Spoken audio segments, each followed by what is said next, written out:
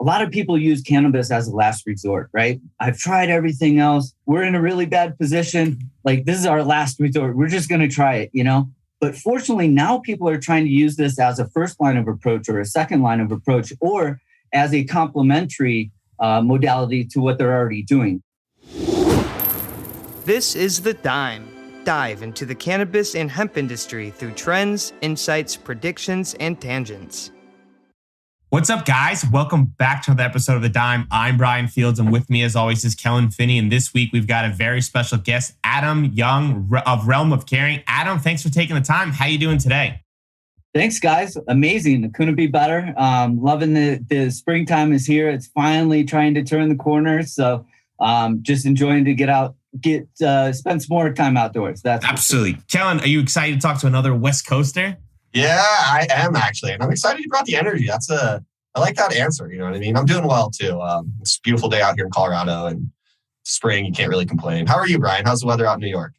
It's very warm, actually. So it's nice that we're having great weather, and we're going to have a very, very wonderful conversation today and talk about a different style conversation. I don't think it's kind of spoken about enough. So Adam, for our listeners, can you give it a little background about you and how you got into the cannabis space? Yeah, sure. Thanks for asking. So my name's Adam Young. I'm a development officer and care specialist at the Realm of Caring Foundation. We'll get into a little more of that in a minute. But how I got involved in the cannabis industry is in 2013, my mom was diagnosed with multiple myeloma cancer. And she was living in Seattle. And at the time I was in Chicago. And I asked her if she wanted some help. I'm a single child. She was divorced. So, you know, she was on her own out there and she wanted the help. So I just packed all my stuff into storage and drove out there. And so by the time I got out there, I would say it's about 2 to 3 months after her diagnosis and start of formal treatments through medical facilities, Seattle Cancer Care Unit, University of Washington, great folks over there. But unfortunately, you know, about 3 months into it, her body and she had lost like a third of her weight. She was lying in bed all day. She really wasn't living life. And I saw like right away, I'm like, we've got to look for something else, either that can complement what treatments she's getting or look for different treatments, something to help her, because I knew that wasn't a long lasting position that she was in. And so did a lot of research. I was actually volunteering for another nonprofit organization, actually out of California, called the Human Solution, which they support individuals who have been locked up with egregious sentences for nonviolent cannabis-related activity. And through that group, I heard about this guy out of Canada making cannabis oil for a bunch of people, and his name was Rick Simpson. And so found out about that gentleman, did a deep dive on research, both for it and against it, and kind of presented it to my mom in that way. You know, here's some information for it. Here's some information against it. What do you think? And after some, time to consider it, she decided that's the road she wanted to take, or at least try it. And so we went to our oncologist. We told her about the plan. I had come up with a whole, I found the Rick Simpson protocol. And so there was step-by-step directions on kind of how to start incorporating it. And we showed this to our oncologist and, more or less, she was like, hey, cool story. But if you do that, we're not going to work with you. So my mom had a really tough decision to make. And ultimately she decided, hey, I want to try this cannabis oil. And this is coming from somebody who smoked pot once in high school and that's it, right? And she was in her 60s and, so she decided to do it. The oncologist said, cool story, but sent us on our way. And so we kind of had to figure everything out for ourselves. And about 3 months after her starting cannabis oil and kind of detoxing the chemo and radiation, those types of things out, it was like somebody flipped the switch, man. It was great. She started, she was more active. She was out of bed. She was eating. She gained almost that, third of a weight back. And it was just like, she was back to living a full life again. And ever since I saw that, I've been on a journey ever since. We were traveling, we were moving, and, every chance we got, we celebrated that newfound quality of life again. It's such a powerful story, and I really appreciate you sharing that. And there has to be some sort of like internal feelings when you're going through that, wondering like, is this going to work? Is this going to help my mom? And then to come out on the other side and to make such an impactful difference for her, it's got to be eye-opening for you. And I know at Realm of Caring, you do a lot of that conversations with others and kind of help lighten them up and share that experience. Can you kind of take us through what your role is at Realm of Caring?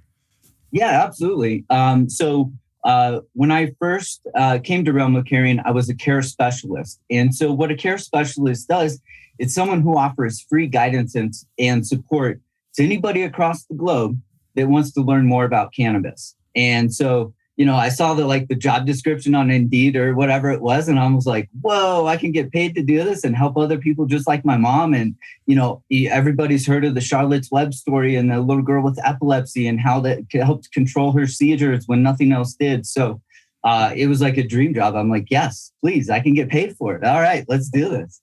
And so that was my main role as a care specialist. Literally anybody can call us from across the globe, and we'll offer guidance and support free of charge to anybody that calls.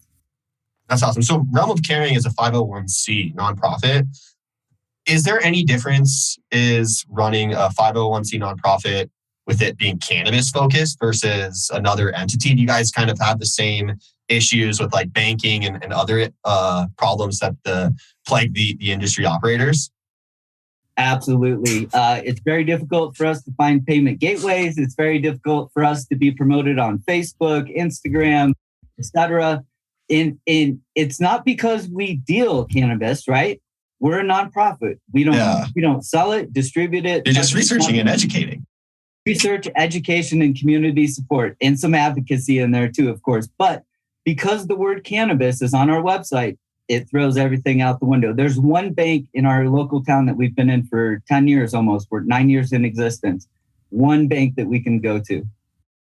It's so ridiculous, right? Because like every single person can look at that and go, well, they're not touching the plant. We have nothing to worry about. But at the same part, everyone's like, it's illegal, nothing we can do. And I think that's like such a sad way to operate, right? If every single person can agree that this is fine, we should be able to kind of make adjustments to certain process. But I guess that's not how the thing works. But I want to stay on the conversations.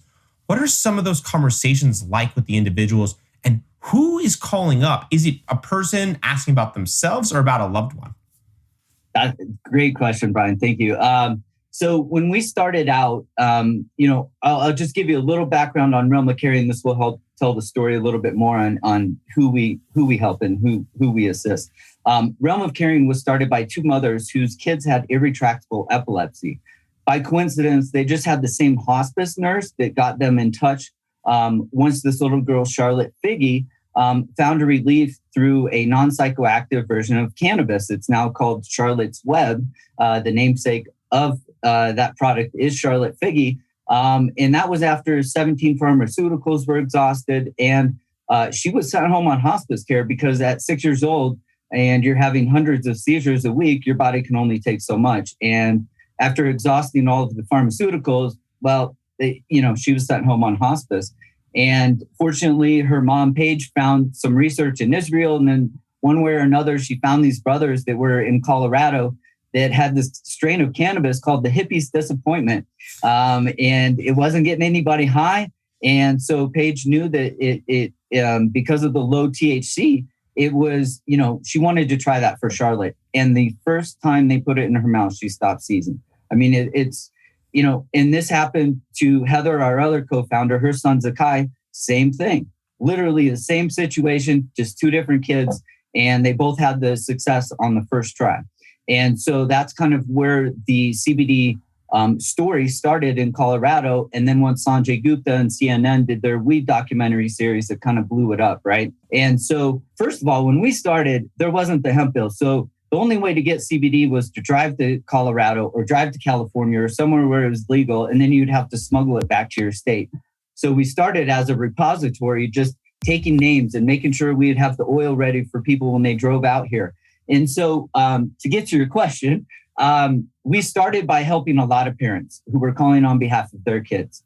And I would say so right around the time of the hemp bill, a little after the hemp bill, that slowly started shifting from parents calling us to more of the aging or retired communities started calling us. They weren't so scared anymore. They saw the hemp bill. They started learning more about it and things like that. So I would say right now it's probably half and half, which is really encouraging for parents that call us and then individuals that call us about themselves. Are those phone calls kind of, if you want to walk us through like a standard conversation that you have with some of these parents, are they calling just to get more information? Or are they typically pretty educated themselves in terms of the research they've done? Could you kind of walk us through the dialogue that occurs with the parents when they call in? Yeah, absolutely. I would say about 70% of them don't know much or anything at all. About 30% really do their due diligence and really try and research it before calling us. And that's probably how they came and found us, is through their research. And so, you know what, the most common question I would say a couple of the most common questions we get are, is this addictive? Will it get me high? And how do I start? Where do I begin? How do I do this? Right. And so the typical phone call, I would say our average phone call right now is just under 30 minutes. So we really get to know these folks and their story and their situation. It's important to understand their goals. Are you looking to try and eliminate this ailment, or are you looking to improve your quality of life? There's a couple different approaches depending on what their goal is. So we'll never direct anybody on what to do. We listen to them. What do you want to do? And then we provide them with that education and all the resources that are available. We have a research library that has over 800 peer-reviewed articles that all detail cannabis and specific ailments. So, we like to say that our guidance and our suggestions all research backed. It used to be anecdotal, but now we have a lot of research to back up what we say. And that's what guides our conversation. It has to be such an exhausting conversation. I'm just trying to envision like my mom calling up, being like emotionally driven, trying to help like my sister in a case, and kind of being almost desperate in the moment, trying to find some sort of solution or possible, right? She's like calling a complete stranger, saying, hey, my daughter has this problem. Can you help us? And it's got to be like mentally exhausting going through those conversations. Yeah, that's a great point, Brian. Not a lot of people realize that. But yes, especially back in even 2-3 years ago, a lot of people use cannabis as a last resort, right? I've tried everything else. We're in a really bad position. Like, this is our last resort. We're just going to try it, But fortunately, now people are trying to use this as a first line of approach or a second line of approach, or as a complementary modality to what they're already doing. So, and to your point, Brian, yes, we get a lot of frantic parents. We get a lot of people themselves. They're just scared. They just got a diagnosis or they've got this or that and nothing's working and they're just scared. So we're very aware of that. And so we really nurture these people. But internally, our small care team of associates, and especially our care team, we're very cognizant of this. And so we encourage each other to take breaks throughout the day. We go for walks around the building, around our homes, wherever we live or work. And so, yeah, that's very important. But we're also very aware of that. We also take on that burden at times. So we've got good methodologies behind the scenes that we use to kind of ease that stress and kind of let go of a lot of those emotions. Yeah, I'm so glad to hear that. And the bonds you're probably building with these complete strangers in these moments, right? Like providing a recommended alternative to whatever situation or frantic diagnosis they were given. And then if it helps them, I can only imagine the type of feeling that they have towards of gratefulness, just in the sheer fact that they reached out to a complete stranger and you were able to kind of guide them through those challenging moments. So when people call up, just to kind of one last question about this, are they more like, I have X, Y, or Z, or are they more like, I'm interested in cannabis. Do you think this will help me with my problem, right? How do they lead those conversations? Is it a mixture of both? It is a mixture of both, but I would say it's more so, here's what I have. Will this help, or can you direct me on how to use this successfully? That's the majority of people. Occasionally we'll get some people, hey, I've heard about this CBD thing or this cannabis thing, tell me more about it. And then either way though, Brian, I could talk about this stuff all day. It's such a joy to be able to kind of shed the light or shine a light on this, on cannabis in general, to these folks who are just still in the dark, even though there's 39 states in Washington, D.C. have medical programs, 18 states are fully legal for adult sale use. And still, there are so many people that either are dismissive of it or just not aware of the potential benefits. Does anyone ever call up and just kind of just ream you guys out as pure anger, right? Sometimes you see like a positive sign, and sometimes people just get the anger phone call where like, I'm anti-cannabis. I heard Governor Ricketts, like Adam and his team are trying to kill my kids. Like, I'm going to call Adam. Do you ever get any of those negative phone calls? No, you know what, Brian? Thankfully, we don't get too many. I think I might have had one that was kind of similar to that. I think the most pushback we receive is people on the Facebook groups and stuff, just talking all sorts of mad stuff about us. But fortunately, a lot of those people don't actually call us, right? It's kind of like those people that are so noisy on social media that have a handle that's not even their name, and they're just, random people talking Just crap. trolling. Right, exactly. Do you guys get any like medical professionals that call that are looking for education in cannabis as well? Because I know that that's not something that's taught in at least United States medical schools. Right. Yeah, thanks, Colin. That's a great question. So we have a network of almost 1,400 medical professionals that we work with.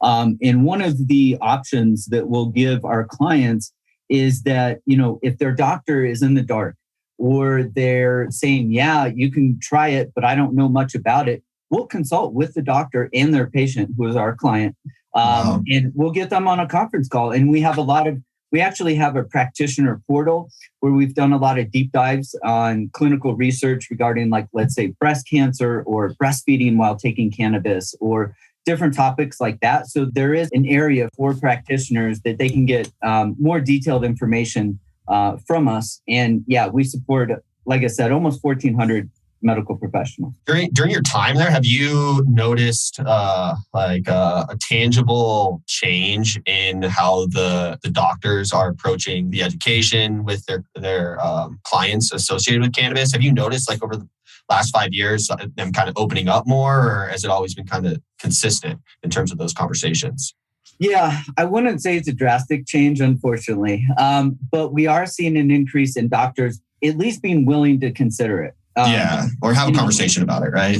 Correct. And I just actually learned earlier this year that the there's a nursing association that is actually going to be training on the endocannabinoid system, cannabinoids, terpenes, et cetera. So the nurses are starting to take it on, which I think that the nursing professionals out there, I think they always have been more supportive of it than doctors. With doctors, I bless them because they have a really tough job, and they also have a license that hangs over their head that can be taken away at any given time, right? So they have a lot to lose. And thankfully, the nurses have been advocates of ours for a long time. And now it's actually going to be started to be taught to these folks in the curriculum.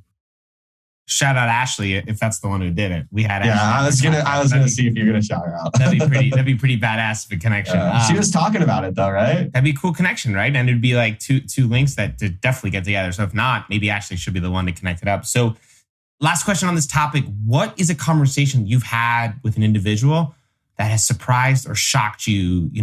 During the conversation, like you thought one thing, and then after you were just completely blown away? To be honest with you, Brian, most of the calls, whether they're for it or against it, when they call, by the time we get off, it's a great call. Very rarely occasionally we get some folks, especially parents, that have tried a certain path or a certain, milligram content per day that they're trying to give their kids, and it's not working, and they get extremely frustrated and call us. And usually I have gotten yelled at in the beginning of the call. But again, by the time we get off the phone, it's usually a very good conversation. We end it well. There have been certain gentlemen of the older age that have called, and those calls haven't really ended too well. But, you can't change everybody's mind. If somebody's calling and they've got their mind made up, this is how it is, and I'm going to tell him, set them straight, that's cool, man. Go on your way. That's all right. As long as I can share my story, tell them what we're about, the education, the research. And then if they don't agree or they don't want to partake in anything, that's fine. But I really don't get those a lot, Brian, thankfully. Yeah, that's great. I'm just totally shocked. And I feel like that call was a waste of time. I mean, it really doesn't happen. Yeah, I wasn't sure if you were shocked more about the findings, right? If went in and you assumed one thing would help them, and then it turns out it's a completely another, modality or another product or another concept to help them. Just curious to know if any of those ever experienced. Sure. Yeah, actually. Okay. Maybe I misunderstood the question, Brian. So there is one story that I tell folks. I had this I think he was in his 80s. His wife tried some CBD, had tremendous success on it, right? And he's like, oh, I want to try some of that too. My man ended up getting so high off CBD that he couldn't even drive, right? And so I warn people about that some people are really, really sensitive to it. And so that's when you want to go for like a broad spectrum. I don't typically encourage isolates, but broad spectrum products are really good for that. But there are folks out there who, I've got this other gentleman who's older as well, and he tried this one product for about 4 months. Did not work. Titrated up on a schedule every couple of weeks, Then he tried another product and it worked right away. And what is that? That's the terpenes. That's the other cannabinoid. That's the full profile, right? That entourage effect. And so some products, if they don't work, I always encourage people to try another product before they give up for sure. And that one actually surprised me, Brian. I was really surprised about that because this guy took it consistently 2-3 times a day, titrated up. I mean, he was taking quite a bit. I'm like, you know what? Let's just try this product instead. And sure enough, so that was a welcome surprise. Yeah, I mean, it's crazy, right? Like all of the cannabis that's grown for Epidiolex is grown in one facility it's highly controlled as you possibly can to try to mitigate any of those chemical variations from a terpene profile perspective. Yeah. But the body chemistry, right, has all those differences in like what you consume for that day and your tolerance. There's so many variables, right? And as Dr. Abrams loves to say, many to many problems, as I want to reiterate over and over again, because it seems like that is. So Adam, do people ever ask you, is more better when it's consuming these products? Yeah, all the time, right? And so we do have standard, let's say, suggestions that we'll take people on, whether they're medically sensitive, adult, pediatric, or if they have cancer and they're trying to, create apoptosis. There's different approaches for everybody that takes it. There's a couple things to that. One is that a lot of people think it's like an Advil, where you take it once and 30 minutes later, you'll feel better. THC, it might work that way, but with CBD, it's not necessarily, it doesn't work that way. I'll just tell you straight up, right? And so that is a big learning curve for a lot of people. And the fact that, highly concentrated forms of hemp are usually in a tincture variety. So you have to drop drops under your tongue and hold it there, right? And people just want to take capsules or pills and they're not used to this. So that's often a challenge that we get over very quickly. But yeah, there's some doctors that even say microdosing CBD is a valid way to approach things. We don't necessarily take that approach, but we also we don't want people to go crazy right off the bat, and because there is a bell-shaped curve to how it responds to your body. And so if you take a little bit, you might feel a little bit. You take a little more, but everybody has their optimal dose. But once you exceed that optimal dose, you actually see a decrease in those benefits. And so we really encourage people to titrate up slowly, start slow and increase slowly. That way you don't miss that ideal dose for your body. That's really well said. So, yeah. So let's talk about some of the events. I'm excited to hear about what's in the pipeline for Realm and some of the information on those events. Yeah, thanks, Brian. Well, I would be remiss if I didn't mention last year we had a memorial and benefit concert for Charlotte Figge. She passed away in 2020 on April 7th. And unfortunately, her family wasn't able to provide the services during the pandemic and all those things. So last year, we did a memorial and benefit concert for her called Rock the Rock. So it's ROCK, the ROC, Rock. rocktherock.org. Strongly encourage everybody to go check it out. It's still online. It's free. It's the company that produces the Grammys produced this, the Avett brothers, Jason Mraz, Wesley Schultz from the Lumineers. A lot of people participated, and you really get to know Charlotte's story, her family, the Stanley brothers who gave her the oil, and then a couple other families are profiled as well. And then this year, we have a event at Topgolf in Denver. This will be a major networking event for all the industry players. So I highly encourage people to visit realmofcaring.org, and you can check out a link there for more information. It is in September. Sales start in June for the tickets. And so we'd love to see everybody there. And if anybody wants to reach out for more information, Adam at realmofcaring.org, I'll be more than happy to facilitate any conversation about that. Yeah, and so Realm of Caring is, like we said, a nonprofit. So these kind of events help you guys support your mission. Is there any other way that people can kind of help you guys on your mission? Yeah, thanks for that, Kellen. So realmofcaring.org/donate. we rely on donations, right? We are a nonprofit. We don't sell or produce any products. Our product is our community support, our research with Johns Hopkins University, our education to the medical professionals and the clients and people across the globe. And so we rely on donations to sustain us and to keep our services free. That's really important. There are other folks out there who help people through their cannabis journeys, but it comes with a price, right? And so our services have been free and they always will remain free. And so, yes, any financial support to Realm of Caring is always welcome. And that Topgolf event that I mentioned in September is a fundraiser, and that will help sustain us so we can continue the amazing work that we do.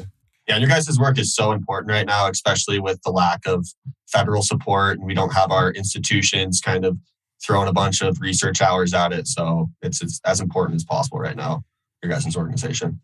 Is there any operators you can call out as like main sponsors and ones that, we can call out to help, push the initiative so that they can support you guys further?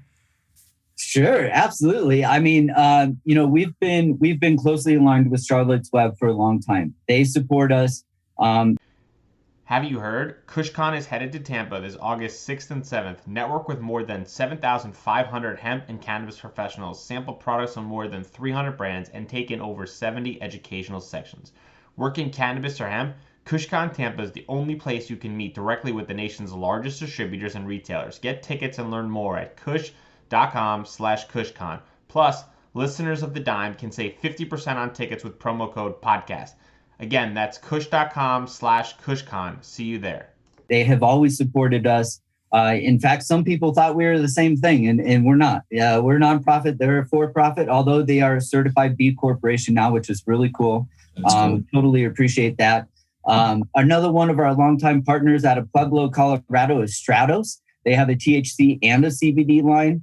Aspen Green, those guys have been great. We've worked with them for a long time. And so we're getting ready to make a couple more announcements within the next few weeks. So we're excited to see that. So just keep a tab on realmofcaring.org and look for the Our Sponsors tab to follow all those awesome companies that help support us.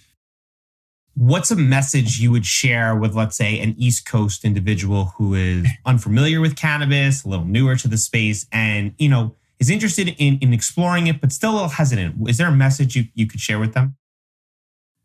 Well, yeah, just a general message, right? It's tough because I've spent a little bit of time on the East Coast, and back in the early 2000s, it was tough, man. I mean, to score some flower out there, it was like it all came in these little bags, and it was really expensive. And we're cutting that part out. Yeah. Yeah, New Jersey and New York are represented now, so it's great. I would just encourage anybody, especially on the East Coast or in the South, right? The same situation lies down there. It's just educate yourself. Educate. Whether you hear good or bad, look into it for yourself before you just jump right in. The good news is, especially on the hemp side of things, please don't buy products from the gas station. Nothing's regulated yet that's in the gas station. It's not, that is nefarious products. Please don't buy it. And that's what I'll tell a lot of folks because, I just saw this thing at the gas station. I'm like, please don't. Because every time that somebody tries that, it doesn't work and they put it in the shelf or they throw it in the garbage. That's another, bad review for this industry. Yes. So I think education is critical. And finding quality products is paramount. With the lack of regulation that's in place right now, you want to look for companies that are CGM certified, USD organic. Look for these certifications that companies have gone out on their own to get, because again, they're not required at this point. So got to be careful. That's such good advice. The gas station purchases always get me because you get those text messages and you're like, well, where'd you buy it, Aunt Sally? And she's like, the gas station. And you're like, well, don't think I need to respond and explain to you why the product doesn't work, but that's a conversation for another time. So since you've been in the cannabinoid industry, what has been the biggest misconception? Probably, I think I want to go back to one of those common questions is that people think it's addictive and they don't want to try it. And I don't know if that has a lot to do with the opioids and the fentanyls and all those things that are going around right now. But that concerns me that people think that they'll get addicted. because I really don't see that as an issue, even on the THC side. Getting addicted, there might be a mental addiction. You just like the act of doing it or something in your hand or smoking. But physically addictive, it's not. That's the beautiful part, especially when we're talking about CBD in little kids. Let's say if they took too much, it's simple. You just stop taking it, rest, and you'll feel better in a few hours. I mean, it's pretty simple. You're not going to go into shock. You're not going to, need some medical attention at a 911 phone call. So the other misconception, I think, is that I think there's a lot of people, maybe it's not a misconception, but it's just lack of education. It's so versatile. It can be used to make concrete. It can be used to make biodegradable plastics. It can be used as a dietary aid, a supplement, textiles. I mean, the list goes on, and it's regenerative for the soil that it grows in. So like from the ground to our bodies, this plant harnesses the power to make the world a better place. And I think the majority of people just don't understand that. That's really well said. Before we do predictions, we ask all of our guests if you could sum up your experience in a main takeaway or lesson learned to pass on to the next generation, what would it be? Always look outside of the box. Always look into things for yourself. Don't take things on face value. Yes. Yeah. All right, prediction time. Adam, it's 2032. What area in people's lives do you think cannabis will make the biggest difference? I'm going to go with biodegradable plastic being made from hemp. I'm hopeful. We'll see if that happens. But with all the plastic and the masks and all these things that are floating in the oceans and clogging our streets and our gutters and our waterways and polluting everything, this really could be a good alternative and something that doesn't last for 1,000 years or something underground. Like it doesn't go away. So I'm really hopeful that the hemp plant will be utilized in more than just medicinal applications by 2032. Yeah, that'd be a game changer. Kellen? That's a really good answer. I wasn't even thinking that, honestly. Now it kind of like turned my answer upside down and I was like, maybe I should go a different direction. Now I'm just stalling what I think. You know what I mean? Yeah. That's not how the game works. 2032. What do I think is going to be the most impactful aspect that cannabis has on society? I think that in 8 years or in 10 years, cannabis will most likely be utilized for mood regulation. I don't know. Everything else I was thinking is just too big, honestly. I'll go with mood regulation, and that's my final answer. Brian, what do you think? I hope, right, in 10 years, we don't have any more of these like pharmaceutical addictions and that a lot of those problems are replaced now or solved, right, with cannabis. And I hope that as people like yourself, Adam, continue to help spread the word and fight the stigmas and allow people to have like an outlet during, the most challenging of times when they get those unfortunate, terrible news. I hope that, that changed a lot of people's lives. And I think with your team's addition and some of the research it's doing, I'm hopeful that that solution will be in the future. So for our listeners, they want to get in touch, they want to support, where can they find you? Yeah, thank you. realmofcaring.org, O-R-G is our website. My email address is adam@realmofcaring.org. In addition to being a care specialist, I also work and support the development team.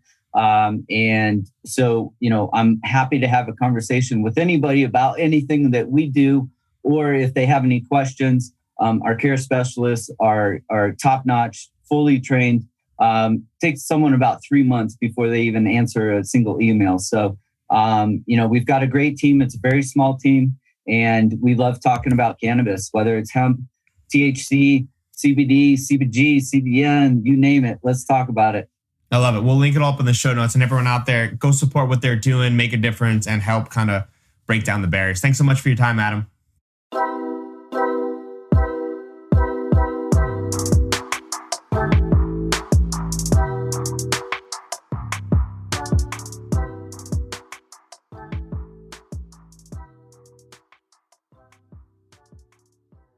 Hey there, This is Cheryl Murray Powell Esquire, and I'm the host of the Terps in the City podcast. I am a cannabis agricultural dietary supplement and trade attorney.